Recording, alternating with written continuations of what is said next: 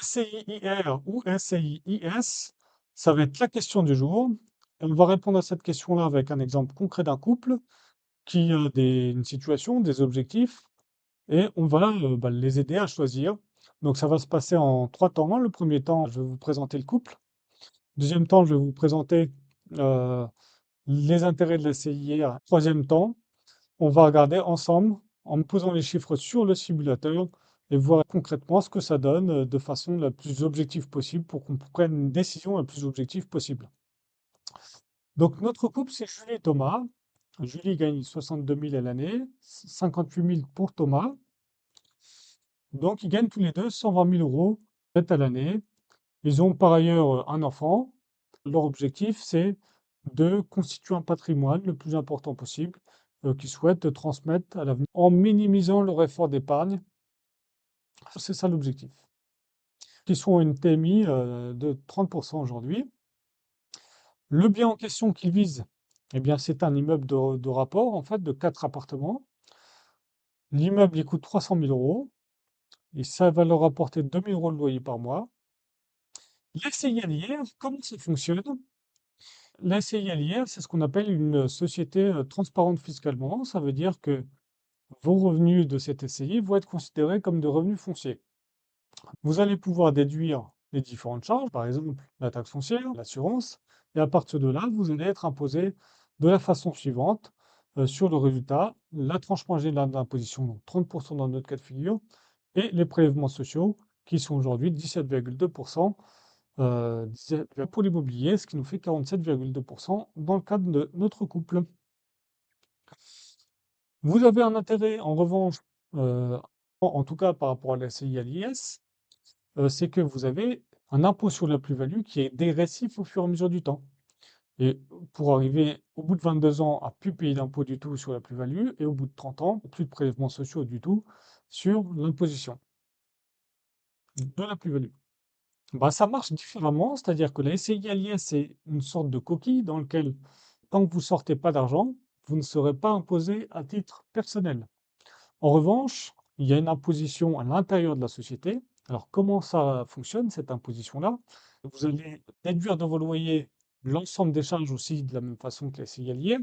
Donc, l'ensemble des charges, c'est l'assurance, la taxe foncière, les charges de comptable, par exemple, différentes charges comme ça.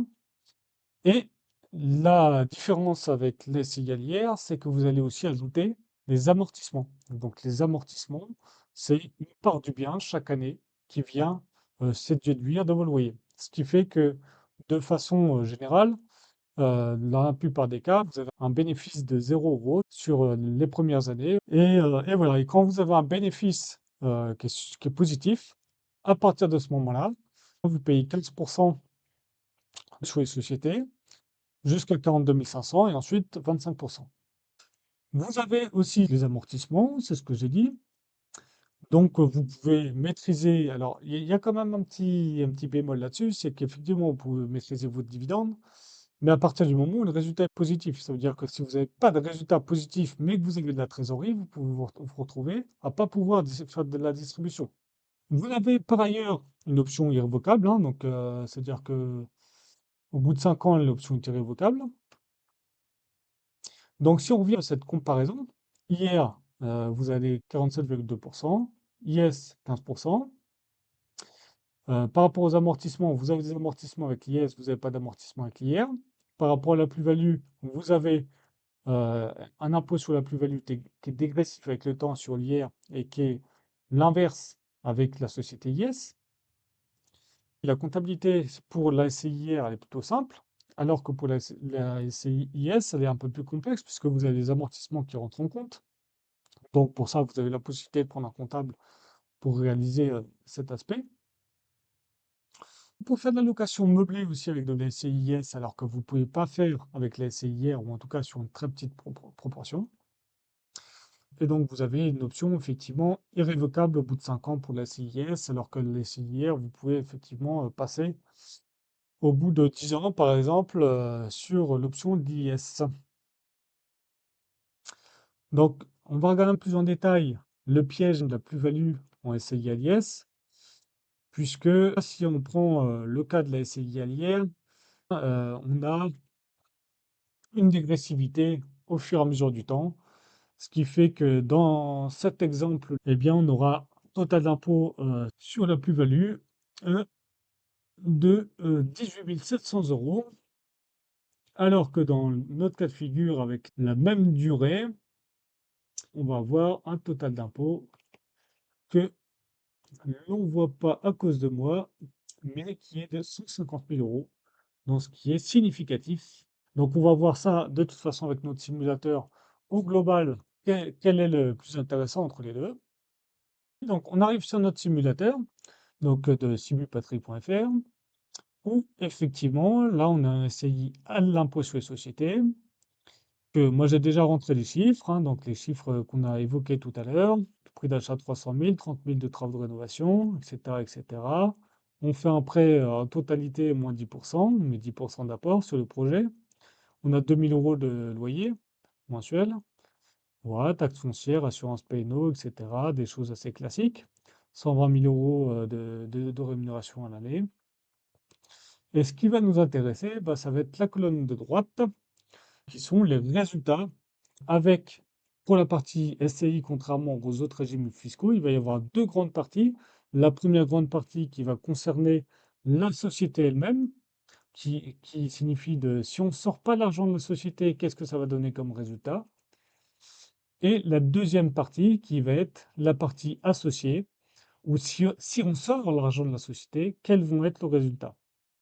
Dans notre exemple de couple, l'objectif, c'est pas de sortir l'argent de la société, puisqu'ils veulent au contraire accumuler du patrimoine de façon à transmettre ce patrimoine sur le long terme. Donc il y a deux chiffres qui vont nous intéresser ici. Le premier chiffre, ça va être le TRI. Donc le TRI qui est le taux de rendement qui correspond au rendement généré sur le cash que les associés vont investir, donc que notre couple va investir en l'occurrence. Et donc ce TRI-là, l'intérieur de la société, donc sans distribuer, il va être de 7,11%. Alors que si on se place avec la SCI à l'IR, donc à l'impôt sur le revenu, eh bien, pour la même durée de 20 ans, on va avoir un TRI de 6,24. Donc un TRI qui est inférieur au TRI société. Et deuxième point important pour notre couple, c'est l'effort d'épargne qu'ils ont eu à faire. Pour notre SCI à l'IS, eh bien, on va voir ça de suite. Donc au bout de 20 ans, le cash flow cumulé, autrement dit l'effort d'épargne qu'a dû faire notre couple, a été de 178 000 euros sur la période, en incluant l'imposition, l'ensemble des flux d'argent négatifs et positifs, bien entendu. Alors que dans notre SCI à l'IS, de la même façon, on va voir le détail par année. Donc si on regarde sur une durée de 20 ans, le cash flow négatif qu'il va y avoir, ça va être l'apport que l'on va faire en compte courant d'associé, en l'occurrence dans notre SCI-LIS, on pourra l'expliquer au travers d'une autre vidéo, qui correspond à 140 000 euros. Donc là, dans notre cas de figure, pour la situation et pour nos objectifs, eh ben, on peut dire que la société à l'IS est plutôt gagnante par rapport à la SCI à l'IA. Si vous avez aimé cette vidéo, n'hésitez pas à vous abonner. On aborde différents régimes fiscaux, différents aspects fiscaux et différents sujets de l'immobilier de façon générale. N'hésitez pas à liker la vidéo et n'hésitez surtout pas aussi à me dire ce que vous en pensez, les choses à améliorer. N'hésitez pas aussi à me dire un cas de figure à vous qu'on pourra éventuellement étudier en direct. N'hésitez pas à me faire un retour et je vous souhaite en attendant d'excellents investissements.